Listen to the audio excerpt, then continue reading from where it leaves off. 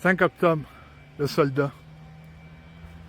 On raconte à la garnison qu'aucun soldat aimait patrouiller tout seul sur la route du village. Trop d'histoires couraient à propos de cette route-là.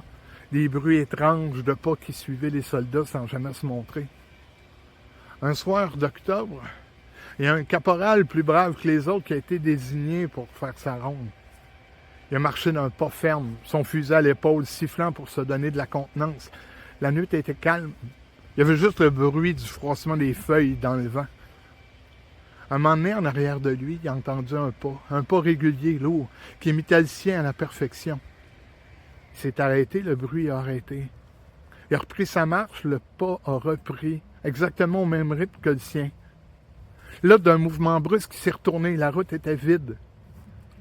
Le caporal a continué, un peu moins sûr de lui, le souffle court. Il a accéléré, puis plus il allait vite, plus le pas derrière lui allait vite. Jusqu'à résonner, comme si c'était une marche militaire au complet qu'il y avait en arrière de lui. Le lendemain, on a retrouvé le caporal au matin, assis au milieu de la route, son fusil brisé contre une pierre. Ses amis l'ont poussé, il essayait de savoir ce qui s'était passé, mais il n'a rien dit. Il fixait la route, puis il y a juste une phrase qu'il a répétée pendant des semaines. Il disait, il y avait quelqu'un en arrière de moi. Il y avait quelqu'un, mais il n'y avait pas de corps.